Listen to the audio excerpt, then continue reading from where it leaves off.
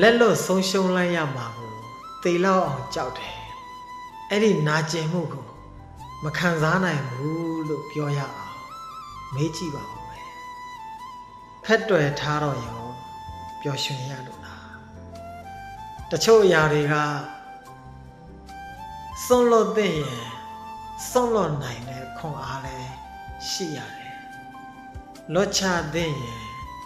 လွတ်ချနိုင်တဲ့တတ္တိမျိုးလည်းမွေးထားရတယ်ဖက်တွယ်ထားပြီးမှပူလောင်နေရတာတဲ့စာရင်စွန့်လွတ်လိုက်ပြီးမှတစ်ချိန်ပဲနာကျင်ပြီးလွတ်လပ်မှုပေါ်ပါမှုရဲ့အရာကိုခံစားလိုက်ရတာကပိုပြီးတော့ကောင်းတယ်လေတချို့အရာတွေကစွန့်လွတ်လိုက်တယ်လွတ်ချလိုက်တယ်ဆိုတာက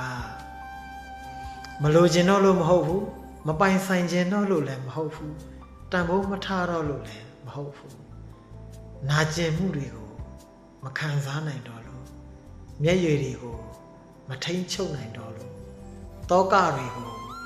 မခံယူနိုင်တော့လို့ပဲဖြစ်တယ်ဒါကြောင့်စွန့်လွတ်တဲ့ရင်စွန့်လွတ်ပါလွတ်ချတဲ့ရင်လွတ်ချပါလွတ်ချရင်ပေါ်ပါမယ်စွန့်လွတ်ရင်လွတ်လပ်မယ်အဲ့ဒီပေါ်ပါမှုလွတ်လပ်မှုငြိမ်းချမ်းမှုဆိုတဲ့အရာကိုခံစားခြင်းရင်